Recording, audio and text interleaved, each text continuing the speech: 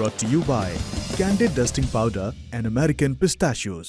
Candid dusting powder redness, irritation, sweat rash और fungal infection जैसे 4 skin problems का एक एक्सपर्ट सॉल्यूशन। अब रहो अनस्टॉपेबल कैंडिड डस्टिंग पाउडर के साथ। जीवन में नाटकीयता अक्सर अप्रत्याशित होती है। जैसे आज का लल्लन टॉप स्टूडियो देखिए, विकल्प दो थे एक तकनीकी खराबी के चलते। या तो घर घर करता हुआ एसी का पंखा तेज चलने दिया जाए जिससे ऑडियो क्वालिटी खराब हो जाए, या पंखे को सुस्त कर दिया जाए तो बीच बीच में पानी चूता रहे। तो देवियों और सज्जनों, यदि आज आपको लल्लन टॉप शो के दौरान ऐसा लगे कि डकवर्थ लुईस मेथड की ज़रूरत पड़ रही है तो समझ लीजिएगा स्टूडियो के एसी में व्यवधान है। पर यह तो जीवन की नाटकीयता है जिसके ज़रिए काम चला लिया जाएगा। सियासत की नाटकीयता का क्या करें? अभी कल की बात है, शपथ से पहले बात चल रही थी कि क्या सबसे कद्दावर नेताओं में से एक भाजपा के लखनऊ से सांसद राजनाथ सिंह अब नए लोकसभा अध्यक्ष होंगे। लेकिन 9 जून के शपथ ग्रहण के बाद इन कयासों पर विराम लग गया। फिर बात चली कि जो भी नया होगा वो आंध्र प्रदेश से होगा, काहे से कि टीडीपी का समर्थन ज़रूरी है। पर इस कयास को भी विराम चिन्ह लग गया और अब बात चल रही है कि निरंतरता रहे शायद। लेकिन बात ये भी चल रही है कि विपक्ष से समन्वय काम करने का जिम्मा जिन राजनाथ सिंह को मिला, उन्हें भरपूर सफलता नहीं मिली। राहुल गांधी ने कहा बात चल रही है तो लोगों को एक बारगी लगा कि शायद राजनाथ और मल्लिकार्जुन खड़गे की बात से कुछ बात बन जाए। लेकिन 18वीं लोकसभा की शुरुआत से ही इसके लक्षण दिख रहे हैं। जोरदार वैचारिक मुठभेड़ होने वाली है और उसकी शुरुआत हो रही है लोकसभा के अध्यक्ष के चुनाव से। विपक्ष कह रहा है बातचीत टूट गई, सरकार कह रही है विपक्ष शर्तें लाद रहा है और बात मान अपमान की शुरू हो गई। कंटिन्यूटी का लॉजिक है। बीजेपी ने कोटा से जो सांसद हैं और जो पिछली लोकसभा के अध्यक्ष थे ओम बिड़ला, उनको प्रत्याशी बनाया है। विपक्ष ने उम्मीदवार उतारा है के सुरेश को। यानी अब यह तय है कि भारत के इतिहास में तीसरी बार लोकसभा अध्यक्ष के लिए, स्पीकर के लिए चुनाव होगा। वोटिंग का नतीजा 26 जून को हमारे सामने होगा। लेकिन इस नतीजे की भूमिका जिन बंद कमरों में हुई, वहां बात क्या हुई, कौन नेता पहुंचा, बात बिगड़ी बनी, फोन पर क्या कहा गया, कानाफूसी क्या हुई, इन सब के बारे में आज हम आपको विस्तार से बताएंगे। क्या किसी फॉर्मूले पर राजनाथ और खड़गे के बीच सहमति बनी थी और बातचीत फेल होने के लिए जिम्मेदार कौन है, इन पहलुओं की भी चर्चा करेंगे। नमस्कार, सौरभ द्विवेदी नाम है हमारा और आप देखना शुरू कर चुके हैं लल्लन टॉप शो।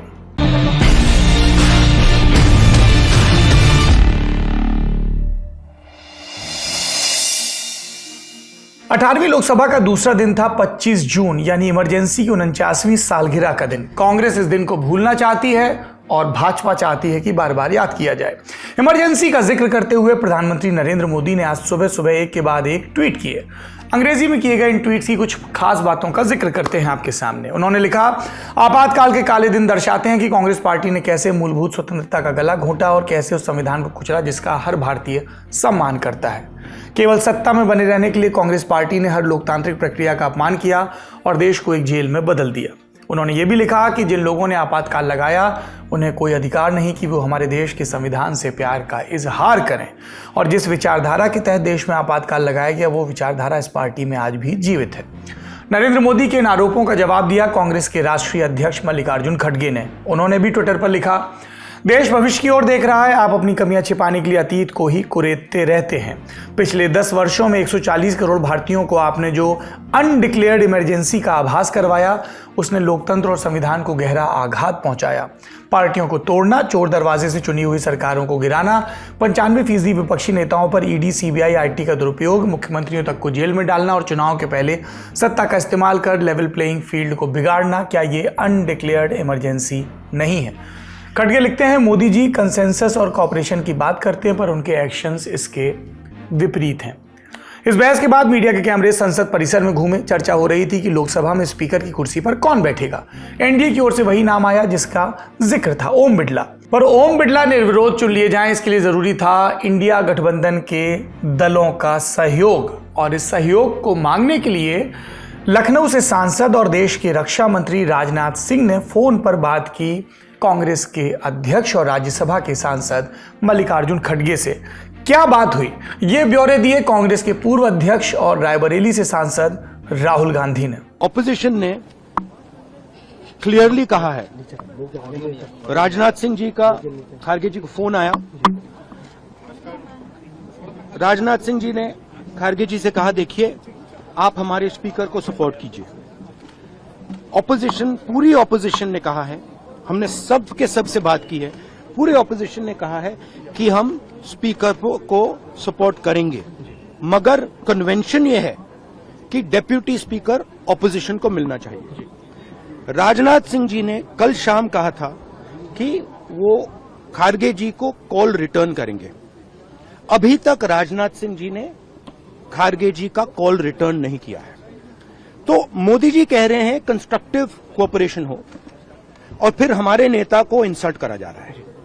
आपने सुना, कांग्रेस चाह रही है कि वो ओम बिरला का समर्थन करने पर तभी राजी हो जब लोकसभा में डिप्टी स्पीकर विपक्ष का नियुक्त किया जाए। कांग्रेस इस बात को स्थापित करने के लिए रवायत का, परंपरा का हवाला देती है। इस बहस को हम आगे समझाएंगे, पहले जानते हैं कि खड़गे से बातचीत पर राजनाथ सिंह ने क्या प्रतिक्रिया दी। जहां तक खड़गे जी का प्रश्न है, एक सीनियर लीडर हैं, मैं उनका सम्मान करता हूं। कल से लेकर आज तक उनसे 3 बार हमारी बात हुई है। इसके बाद 25 जून को ही राजनाथ सिंह के कमरे में एक मीटिंग हुई। इसमें ओम बिरला के नाम पर आम सहमति जुटाने की तैयारी हो रही थी। आज तक के संवाददाता हिमांशु मिश्र की रिपोर्ट के मुताबिक सुबह 11:15 बजे इस मीटिंग में एनडीए के सभी सांसद पहुंचे। 15 मिनट तक मीटिंग हुई। फिर इस मीटिंग में डीएमके के सांसद टीआर बालू पहुंचे। राजनाथ सिंह और टीआर बालू ने अलग से बात की। बालू ने ओम बिरला को समर्थन देने के पत्र पर दस्तखत करने को लेकर सहमति जताई, लेकिन तभी कमरे में कांग्रेस नेता केसी वेणुगोपाल पहुंचे और उन्होंने वही बात दोहराई, डिप्टी स्पीकर की कुर्सी विपक्ष को दी जाए। इस पर सरकार की तरफ से कहा गया कि डिप्टी स्पीकर पर बाद में बात होगी और जब भी बात होगी तब विपक्ष से राय ली जाएगी। यहीं पर बात बिगड़ गई। टीआर बालू और केसी वेणुगोपाल कमरे से बाहर आ गए। मीटिंग में बात बिगड़ी तो कांग्रेस ने साफ कर दिया कि वो इस बार स्पीकर का चुनाव निर्विरोध नहीं होने देंगे। कांग्रेस के खेमे से इस पद के लिए उम्मीदवार का नाम आया, कोडिकुन्नील सुरेश उर्फ के सुरेश। कौन है के सुरेश? केरल की मवेली कला लोकसभा सीट से 8 बार के सांसद, 2009 में तत्कालीन पीएम मनमोहन सिंह की सरकार में केंद्रीय श्रम और रोजगार राज्य मंत्री रहे, कांग्रेस वर्किंग कमेटी सीडब्ल्यूसी के विशेष आमंत्रित सदस्य और all India Congress committee AICC के सचिव भी रह चुके हैं। प्रत्याशी घोषित होने के बाद के सुरेश ने मीडिया से बात की, सुनते हैं उनकी राय। Only file the nomination. It's a party decision, not my decision. You have to ask the party leaders. They will give you details. There is a convention in Lok Sabha, so speaker will be in the ruling party, or opposition will be the deputy speaker. It's a deputy speaker is right for us, but they are not ready to give us. Again, till 11:50, we are waiting for the reply from the government side, but they didn't give any reply. के सुरेश के बाद अब बयान सुनते हैं असम के जोरहाट से कांग्रेस के सांसद गौरव गोगोई को। अगर प्रधानमंत्री मोदी जी का बुलडोजर वाला एटीट्यूड नहीं बदलता तो हमें भी अपनी तरीके से संघर्ष करना पड़ेगा। प्रधानमंत्री कहते एक चीज है, करते कुछ और। कल कहा था सहमति का, और आज जो उप अध्यक्ष का पद है वो देने के लिए तैयार नहीं। तो अगर पहले जैसा ही अहंकार बरकरार रहेगा तो हमारा भी लोकतंत्र को बचाने का और सदन की गरिमा को बचाने का संघर्ष बरकरार रहेगा, और इसीलिए हमने अपनी तरफ से के सुरेश जी उनको आगे हमने किया है। के सुरेश के प्रत्याशी घोषित होने के बाद बहस शुरू हुई कि क्या इसमें इंडिया गठबंधन के सभी घटकों की सहमति है। वजह तृणमूल कांग्रेस के दस्तखत नहीं है उनके लिए जारी मोशन पर। तृणमूल के सांसद अपनी मुखिया और बंगाल की मुख्यमंत्री ममता बनर्जी के आदेश का इंतजार कर रहे थे। ऐसे में इंडिया गठबंधन में क्या बाजियां चल रही थी, सुनते हैं। पहली बात तो मैं ये नहीं मानता कि टीएमसी जो है वो इंडिया अलायंस का पार्टनर है।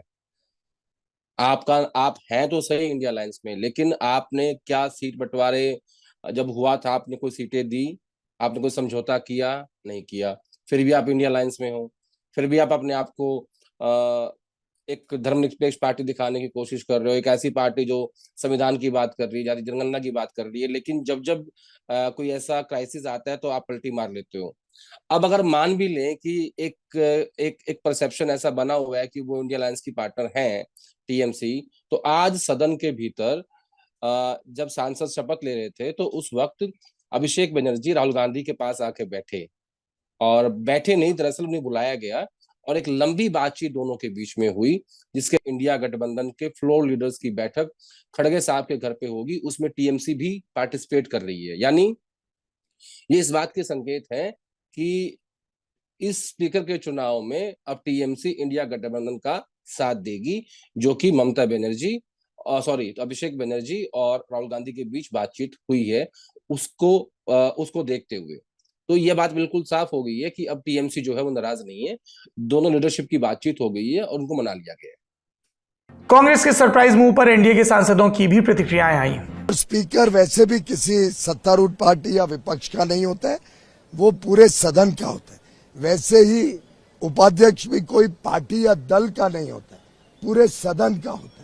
और इससे उसमें सदन की सहमति हो, ऐसे शर्तों के आधार पर कि किसी एक पर्टिकुलर व्यक्ति या पर्टिकुलर पक्ष का ही उपाध्यक्ष हो, वो लोकसभा की कोई परंपरा में नहीं बैठे। लगता है कि जो कांग्रेस पार्टी और जो इंडिया आघाड़ी है उनको मतलब चुनाव लड़ने का अधिकार है। जब स्पीकर का चुनाव होता है तब आम सहमति से भी बहुत बार चुनाव होता है, अपोजिशन उम्मीदवार खड़ा अनेक करता है, लेकिन अगर विपक्षी दलों ने अगर उम्मीदवार खड़ा किया है तो ठीक भाई, लोकतंत्र में खड़ा करने का अधिकार है। लेकिन जो हमारा एनडीए का जो उम्मीदवार होगा, हमारे पास क्लियर बहुमत है और हमारे बहुमत से ज्यादा हमारे पास बहुमत है, तो इसीलिए मतलब स्पीकर का जो हमारा एनडीए का जो कैंडिडेट है ये अच्छे वोटों से चुनकर आएगा और विपक्षी दलों को हमारी ताकत की जानकारी होगी। हम लोगों ने अपनी तरफ से श्री ओम बिरला जी का नामांकन दाखिल कर दिया और सर्वसम्मति से, और हम लोगों ने उनसे भी ये कहा था कि जो आज तक की परंपरा रही है कि लोकसभा के अध्यक्ष का चुनाव निर्विरोध होता है, हम लोग आपसे भी समर्थन मांग रहे हैं। वो इस शर्तों के साथ समर्थन देने के लिए तैयार थे जिसको हम लोगों ने शर्त को स्वीकार नहीं किया। सभी अलायंस पार्टनर्स ने ओम बिरला जी का नाम जो है यहाँ पर फाइल किया है। ओम बिरला जी ने जो है गए 5 सालों में अच्छा काम किया है। मैं सभी विपक्ष के मित्रों को कहना चाहूँगा कि इस संस्कृति को जो है आगे लेके जाने के लिए आपका जो नॉमिनेशन आपने फाइल किया है उसको पीछे ले लीजिए, जिससे जो है सभी की सम्मति से जो है यहाँ पर स्पीकर का जो है चुनाव हो जाएगा। आपने ध्यान दिया होगा, दोनों तरफ के नेता ट्रेडिशन और कन्वेंशन की बात कर रहे हैं। सत्ता पक्ष कह रहा है ऐसा कभी नहीं हुआ कि स्पीकर की पोस्ट को लेकर चुनाव हुए हों, विपक्ष कह रहा कि ऐसा कभी नहीं हुआ कि डिप्टी स्पीकर का पद विपक्ष के पास ना रहा हो। पर सत्य क्या है? सबसे पहले स्पीकर पद का इतिहास जानते हैं। साल 1947 में देश आजाद हुआ। पहली बार साल 1952 में चुनाव के बाद संसद का गठन हुआ, जिसको हम पहली लोकसभा कहते हैं, और 1952 में ही स्पीकर के पद के लिए चुनाव हुए। कांग्रेस की ओर से प्रधानमंत्री जवाहरलाल नेहरू ने जीवी मावलंकर का नाम स्पीकर के पद के उम्मीदवार के तौर पर रखा। कम्युनिस्ट पार्टी ऑफ इंडिया के ए.के. गोपालन ने शंकर शांताराम मोरे का नाम स्पीकर पद के उम्मीदवार के तौर पर रखा। वोटिंग हुई। मावलंकर के पक्ष में 394 वोट, शांताराम मोरे के पक्ष में 55 वोट। शंकर शांताराम मोरे ने भी मावलंकर के पक्ष में वोट डाला, यह कहते हुए कि यह संसद की परंपरा के अनुकूल होगा कि 2 उम्मीदवार जो कि एक दूसरे के खिलाफ लड़ रहे हैं एक दूसरे को ही वोट दें। दूसरी दफा स्पीकर के लिए चुनाव करवाना पड़ा 1976 में। पहली बार गरारी फंसी थी, जैसी अभी फंसी है कि डिप्टी स्पीकर विपक्ष को मिलेगा या नहीं।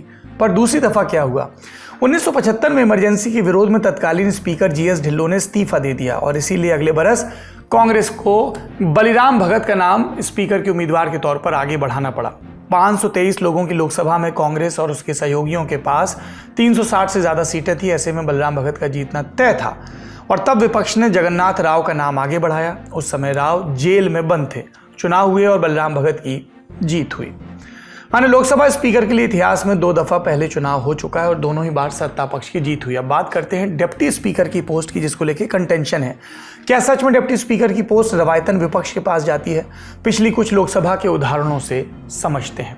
12वीं लोकसभा, प्रधानमंत्री अटल बिहारी वाजपेयी एनडीए के नेता, डिप्टी स्पीकर बने पीएम सईद, ये कांग्रेस के सांसद थे। 13वीं लोकसभा, प्रधानमंत्री फिर से अटल बिहारी वाजपेयी एनडीए के नेता, और तब डिप्टी स्पीकर बने पीएम सईद। आपको ध्यान होगा कि ये वो दौर था जब एनडीए में भाजपा से इतर जो उनके सहयोगी दल थे उसके सांसद स्पीकर बना करते थे, जैसे गंती मोहन बालयोगी बने थे जो कि टीडीपी के सांसद थे, या फिर मनोहर जोशी बने थे जो कि शिवसेना के सांसद थे।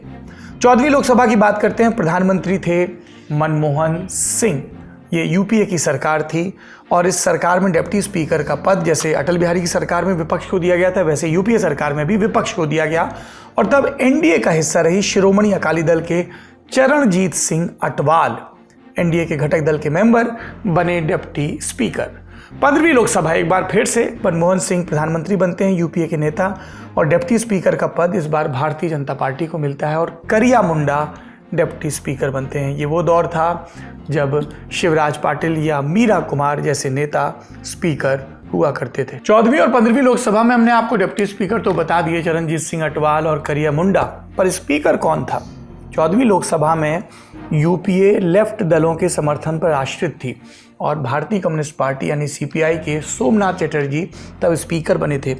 वही सोमनाथ चटर्जी जिन्होंने लेफ्ट फ्रंट के समर्थन वापस लेने के बाद भी अध्यक्ष का पद नहीं छोड़ा था, ये कहते हुए कि ये पद दलीय प्रतिबद्धताओं से ऊपर है, और इसको लेकर लेफ्ट फ्रंट के दलों के बीच बहुत रस्साकशी भी हुई थी और उनके खिलाफ निष्कासन की कार्रवाई भी। और 15वीं लोकसभा में स्पीकर का पद था कांग्रेस की सांसद मीरा कुमार के पास। अब बारी है 2014 की, जहां से राजनीति का एक नया अध्याय शुरू होता है। केंद्र में एंट्री होती है नरेंद्र मोदी की, उनके नेतृत्व में बीजेपी की अपने दम पर कुल जमा एनडीए की सरकार बनती है। स्पीकर का पद मिलता है सुमित्रा महाजन को और डिप्टी स्पीकर का पद ये विपक्ष के पास नहीं जाता है। ये एनडीए के ही घटक दल एआईएडीएमके के मुनिस्वामी थंबीदुरई थंबीदुरई के पास जाता है, यानी यहां पर रवायत टूट गई। फिर 17वीं लोकसभा की बात होती है। नरेंद्र मोदी सत्ता में लौटते हैं, प्रधानमंत्री बनते हैं, स्पीकर बनते हैं ओम बिरला और डिप्टी स्पीकर पूरे 5 साल तक डिप्टी स्पीकर की नियुक्ति नहीं होती है। सरकार की तरफ से इसके लेके कोई पहल या प्रयास नहीं किया जाता है। रवायतों के बाद अब चुनाव के प्रोसेस की बात। संविधान के आर्टिकल 93 के मुताबिक लोकसभा में स्पीकर और डिप्टी स्पीकर का चुनाव किया जाता है। नवनिर्वाचित सांसदों को लोकसभा स्पीकर के चुनाव से एक दिन पहले उम्मीदवारों को समर्थन का नोटिस जमा करना होता है, जो दोनों ही उम्मीदवारों यानी ओम बिरला और के सुरेश ने कर दिया। अब 26 जून को सुबह 11 बजे ओम बिरला और के सुरेश के बीच स्पीकर की पोस्ट को लेकर चुनाव होगा। जिसके पास ज्यादा सांसदों के वोट वो बनेगा स्पीकर। कैसे होगा चुनाव, नंबर गेम क्या है, ग्राफिक्स की मदद से समझते हैं। कुल कितने लोकसभा सांसद हैं? 543 में एक कम यानी 542। ये एक घटाई हुई सीट केरल की वायनाड सीट है, जिसे रायबरेली के साथ जीतने के बाद राहुल गांधी ने खाली कर दिया था। स्पीकर का नाम सिंपल मेजॉरिटी की उपस्थिति में हुई वोटिंग में मिले बहुमत के आधार पर निर्धारित होगा। सिंपल मेजॉरिटी क्या है? निर्वाचित सांसदों में से जितनी संख्या वोटिंग के दौरान मौजूद है उनके 50% से एक ज्यादा मत जो प्रत्याशी पालेगा वो स्पीकर होगा। लेकिन इस तरह से स्पीकर को सिर्फ निर्वाचित किया जा सकता है, हटाना इतना आसान नहीं है। अब आप समझ गए होंगे कि जो एनडीए बहुमत की सरकार चला रहा है वो स्पीकर पद के चुनाव के लिए विपक्ष से बात क्यों कर रहा था। अब समझते हैं कि वोटिंग के समय स्वाभाविक बढ़त किसके पास होगी। वर्तमान लोकसभा में एनडीए के पास हैं 293 सांसद, इंडिया ब्लॉक के पास हैं 233 सांसद, अन्य के खाते में हैं 16 सांसद। ऐसे में अगर सभी सांसद मौजूद रहते हैं और वोटिंग के समय दोनों ही खेमे इंटैक्ट रहते हैं तो ओम बिरला आसानी से जीत जाएंगे, उनकी जीत लगभग तय हो जाएगी। अगर एनडीए में शामिल जनता दल यूनाइटेड या Telugu Desam party cross voting करे यानी के सुरेश के पक्ष में वोट करे, एब्सटेन करे, तो फिर नतीजा पलट सकता है, लेकिन इसकी संभावना बहुत कम है। बात यह भी हो रही है कि किसी भी तरह की आशंका न हो सत्ता पक्ष के लिए, इसलिए व्हिप जारी कर दिया गया है सत्ता पक्ष और विपक्ष दोनों की ही तरफ से। संसद की गतिविधियों में क्रॉस वोटिंग होती रहती है, लेकिन स्पीकर के चुनाव ही बहुत कम होते हैं, तो इसकी रवायत कम ही है। पर सवाल आखिरी में ये उठ रहा है, ये जो चुनाव की नौबत आई, कि कांग्रेस ने ऐसा कदम क्यों उठाया, स्पीकर का प्रत्याशी उतारने का कदम, और उसके लिए भी दलित समूह से आने वाले के सुरेश को फील्ड करने के पीछे पार्टी की प्लानिंग क्या थी, समझते हैं। देखिए, पहले तो आप ये समझिए कि अगर जेडीयू और टीडीपी दोनों ही कांग्रेस पार्टी कैंडिडेट को वोट कर दें, तब भी जो संख्या है वो 272 नहीं पहुंचती है, क्योंकि इन दोनों की संख्या 28 है। 28 प्लस 234 आप जोड़ेंगे तो 272 नहीं होता है, पहली बात। दूसरी बात, आपने एक चीज देखी होगी कि प्रोटेम स्पीकर को लेकर जब कांग्रेस पार्टी ने मांग की तो वो नाम भी के सुरेश का था। के सुरेश केरल से आते हैं, 8 बार के सांसद हैं, दलित हैं, और कांग्रेस पार्टी कल से लेके आज तक बार बार संविधान की कॉपी हाथ में लेकर आई है। कल आपने देखा कि सारे विपक्षी नेता, खासतौर राहुल गांधी कॉपी लेके आए संविधान की। आज भी जब राहुल गांधी ने शपथ ली सांसद की, तो तब भी उनके हाथ में संविधान की कॉपी थी। और ऐसे ही समाजवादी पार्टी के नेता थे। तो एक बात तो ये साफ है कि प्रोटेम स्पीकर से लेके और स्पीकर के चुनाव तक इनके जो नेता हैं वो के सुरेश हैं और वो दलित हैं और हाथ में संविधान की कॉपी है। और इस संविधान के मुद्दे ने अच्छा खासा बीजेपी का नुकसान भी किया है, खासकर उत्तर प्रदेश में, हरियाणा में, राजस्थान में, महाराष्ट्र में, कर्नाटक में, पश्चिम बंगाल में। यानी एक दलितों का एक मेजर वोट बैंक जो है वो विपक्षी समूह इंडिया को पड़ा है। इस बात का अंदाजा और अंदेशा अच्छे से है विपक्षी पार्टियों को, इसीलिए वो बार बार संविधान की कॉपी दिखा रहे हैं। अब इसका मकसद क्या है? इसका मकसद ये है दरअसल कि 234 की जो संख्या है विपक्ष की, वो उसको चेक करना चाहते हैं कि हमारी संख्या में क्या इजाफा हुआ है, क्या हमारी संख्या आगे बढ़ी है, हमारा जो इंडिया अलायंस है वो इंटैक्ट है, हमारी 234 जो संख्या है वो उतनी ही है या वो बढ़ गई है, हमें कितने निर्दलीय मिले, हमें कितने और दूसरी पार्टियों के नंबर हमें मिल सकते हैं। बेसिकली ये चुनाव स्पीकर के लिए नहीं है, ये जो चुनाव हो रहा है, ये भविष्य की एक तैयारी हो रही है अपनी संख्या बल नापने के लिए, अपनी शक्ति जानने के लिए कि आपके अंदर कितनी क्षमता है, कि आप कहाँ जाके बीजेपी को हरा सकते हो, आप कहाँ खड़े हैं, बेसिकली आप कितने पानी में हो, ये चेक करना चाहता है विपक्ष कि आपकी संख्या 234 से बढ़कर कितनी हुई है या वो घट गई है। जब कांग्रेस ने प्रत्याशी उतार दिया तो भाजपा के खेमे में भी रणनीतियां तेज हो गईं। देखिए, बीजेपी की एक कोशिश ये रहेगी, कल जब मतदान होगा लोकसभा स्पीकर को लेके डिवीजन मांगा जाएगा, उसके बाद जो कोशिश है भारतीय जनता पार्टी की, जो एनडीए का टैली नंबर है 292, उस टैली को कैसे बढ़ाया जाए, उसमें इंडिपेंडेंट कैसे लाए जाए, उसमें अन्य दलों के सांसदों को कैसे अपने पक्ष में लाकर जो है वो वोट कराया जाए।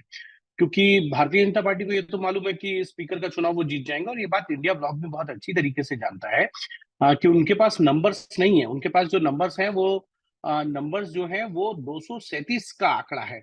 अब ऐसे में उनको ये जरूर है कि वो एक अपने एकजुटता दिखाना चाहते हैं कि विपक्ष एक साथ एकजुट है और मजबूती के साथ है। अब वो लड़ाई के मूड में है।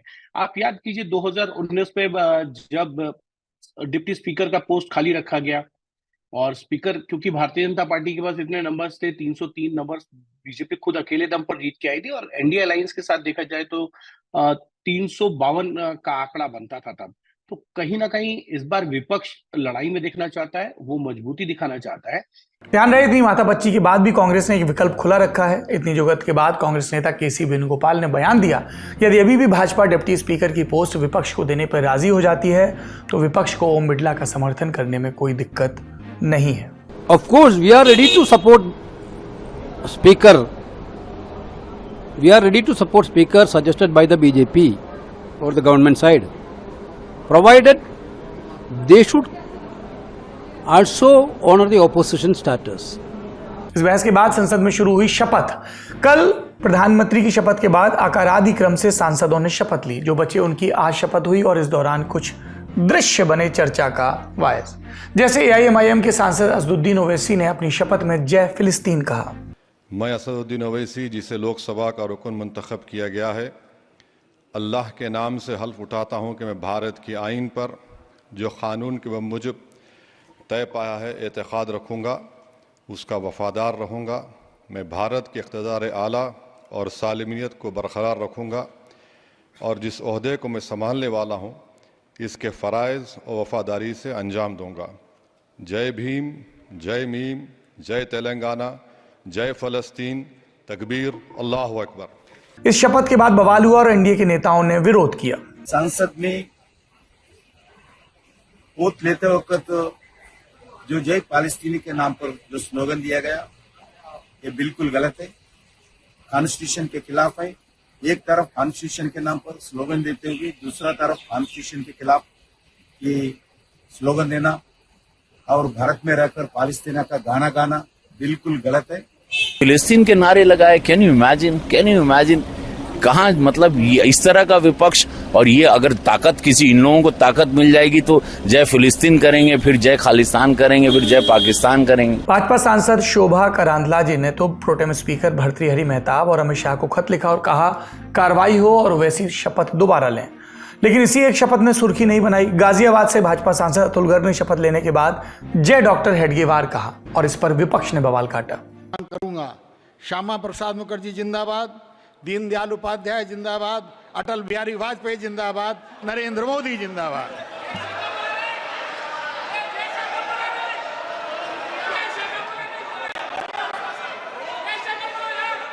डॉक्टर हेडगेवार जिंदाबाद।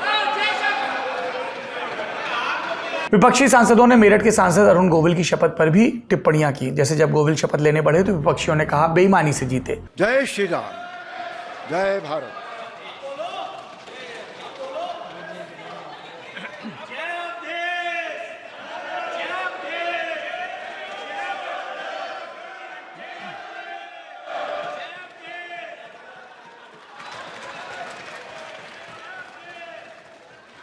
इसके बाद अरुण गोविल ने शपथ ली और आखिरी में कहा जय श्री राम। और तब विपक्षियों ने फैजाबाद से सपा सांसद अवधेश प्रसाद के नाम का सहारा लिया और कहा जय अवधेश। वैसे अवधेश भगवान राम का ही एक और नाम है, अवध के ईश्वर। बहरहाल इसके बाद राहुल गांधी, अखिलेश यादव और तमाम दूसरे नेताओं ने भी शपथ ली और ये दृश्य सामने आए। मैं अखिलेश यादव, जो लोकसभा का सदस्य निर्वाचित हुआ हूं, ईश्वर की शपथ लेता हूं कि मैं विधि द्वारा स्थापित भारत के संविधान के प्रति सच्ची श्रद्धा और निष्ठा रखूंगा। That I will uphold the sovereignty and integrity of India and that I will faithfully discharge the duty upon which I am about to enter. जय हिंद, जय संविधान। राधे राधे।